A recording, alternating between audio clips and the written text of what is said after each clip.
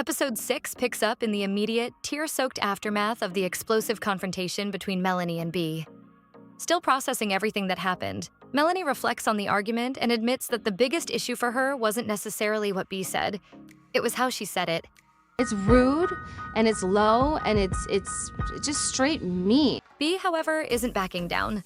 She remains completely unapologetic about her delivery and fires back with a point that's hard to ignore. I said what I said, As and always. I'm not changing on it, okay? I said what I said. It ain't changing over. Meanwhile, on the other side of the villa, Kenzie pulls Corbin for a chat so they can properly get acquainted. Since Corbin is the newest bombshell, Kenzie wants to learn more about him and see whether there's any potential there. Corbin wastes no time letting her know that she's exactly his type. And you told some of the biggest lies that I've ever heard of in my whole life! And Kenzie can barely hide how excited she is to hear it. This is exactly what I've been waiting for. This is exactly, I don't mean to sound like Cat Williams, but this is exactly what I've been waiting for. The conversation flows easily, and before long, Corbin drops one of the most overused lines in Love Island history. You clown. Somehow it works, and the two end up sharing a kiss. Elsewhere, Melanie pulls Sincere for a chat as she tries to decompress after the drama. She tells him that, for the moment, she'd like them to stay in friend mode.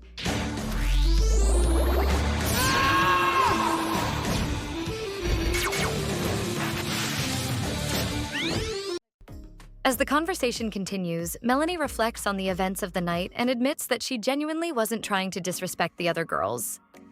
She explains that when she's talking to someone, she likes maintaining eye contact and being fully engaged in the conversation. She didn't realize how her actions were coming across to everyone else. At the same time, she reiterates that when she returned to the fire pit, she didn't appreciate the way B approached her in front of the group. It hurt my feelings. It made me cry. Later on, Kata pulls Corbin away from Kenzie for a chat so the two can get properly acquainted. As they talk, Kata brings up the kiss they shared earlier and asks Corbin whether he enjoyed it. I forgot. No, please, no, please. No. But Kata turns him down multiple times, leaving Corbin hanging. The whole exchange becomes even more awkward when he starts acting as though he hasn't been kissing everyone else in the villa, despite having just shared a kiss with Kenzie and Soul Ties not long before. Eddie pulls Corbin for a chat, and the conversation takes a more serious turn. Corbin opens up about what he's looking for in a relationship, explaining that his ultimate goal is to build a family and find something long-term. Trinity agrees and reveals that she wants many of the same things. She talks about wanting the classic white picket fence future. Anya gets her turn with Corbin. I know I'm hot.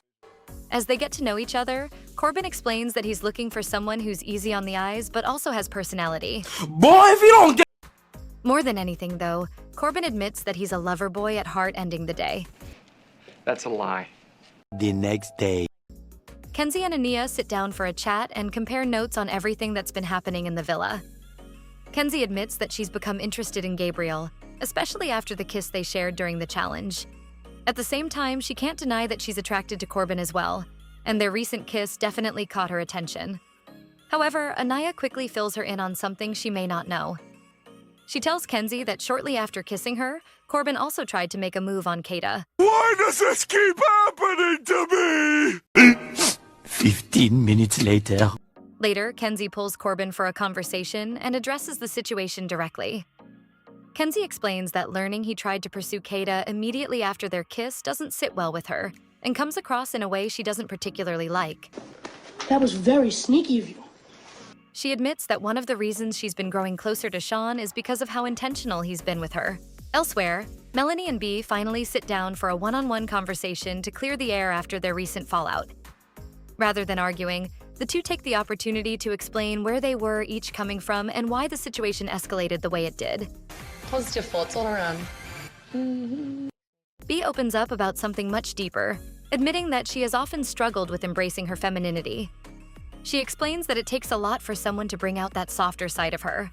According to B, Gabriel makes her feel comfortable enough to show parts of herself that don't always come naturally.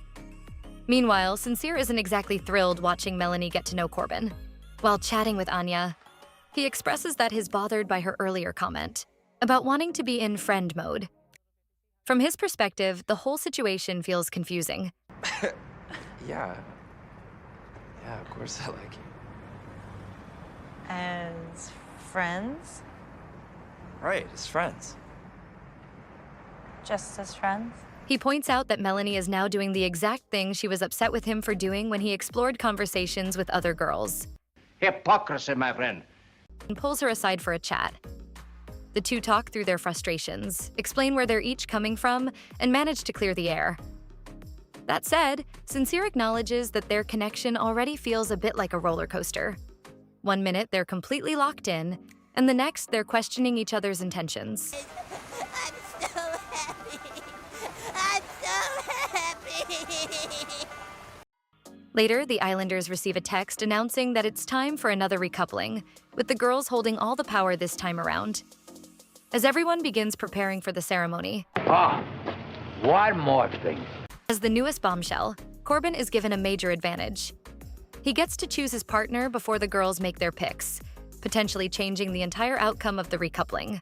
Many unbearable hours later. Ariana Madix walks into the villa, signaling that it's officially time to make some decisions. Corbin makes his choice first and decides to couple up with Kenzie. Flying under the radar, no lap injuries, safe bet. You'd be hard-pressed to tell me otherwise.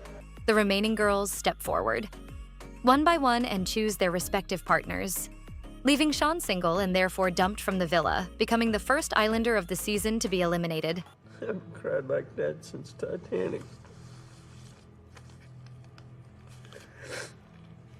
While Sean's exit leaves a noticeable void in the group, 15 minutes later. Kenzie is on the complete opposite end of the emotional spectrum.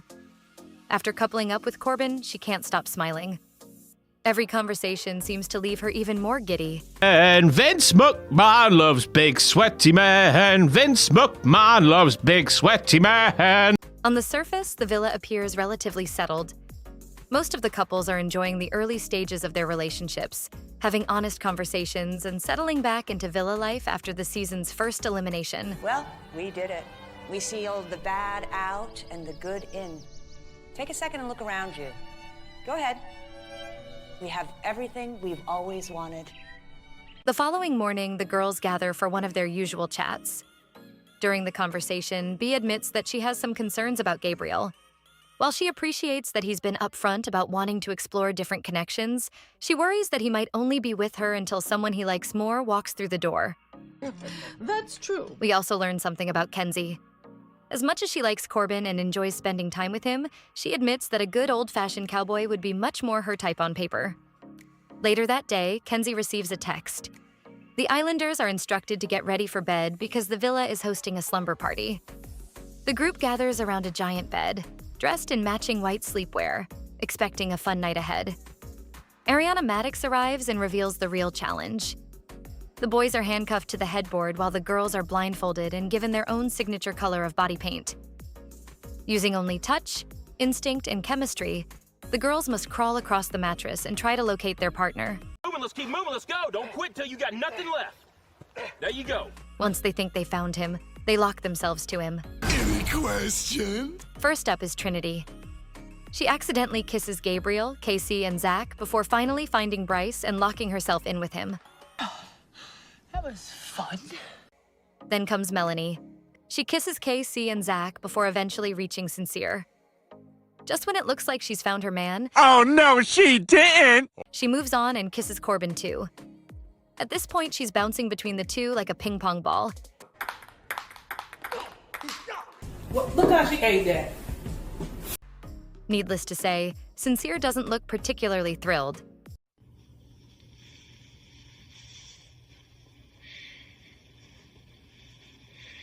Jesus Christ. Next is Kenzie, who starts making her way through the bed and kisses Gabriel during her search. Then the challenge takes an unexpected turn. A brand new bombshell named Soul suddenly appears. Surprise. Soul joins the game, kissing the Islanders before making her exit. Spicy. After that, Bea takes her turn. She briefly encounters Casey before finding Gabriel almost immediately. Wow. Well, that was easy. Then it's Kata's turn. She spends a little longer searching for Zach, but before she can finish, another female bombshell named Jen arrives. Prepare for trouble. Make it double. creating even more excitement in the villa. Finally, Anya takes her turn and finds Casey almost instantly, making hers the smoothest search of the challenge. I know him, y'all. I know him. Justin, I know this man. With everyone assuming the game is over, the Islanders begin comparing the paint left behind during the challenge. There's a color of paint that doesn't belong to any of the current Islanders. Oh boy, here we go again. Ariana then reveals the two women who entered during the challenge. Saul and Jen are officially the newest Bombshells, but the surprises aren't finished. Ah, one more thing. Ariana then introduces a third Bombshell, Caleb. The girls immediately light up. And perhaps nobody is more excited than Melanie, who starts hyping him up as a potential cowboy option for Kenzie. Thank you. As Caleb makes his entrance, the energy in the villa shifts instantly. The girls are laughing, blushing, and clearly excited to get to know him, while the boys are forced to sit back and watch. And sometimes it's just too much. It's just too stressful. The honeymoon phase is officially over, and the real tests are just beginning. Ba ba ba ba ba na na. Ba ba ba ba ba na na. Oh, ba ba ba ba ba na na.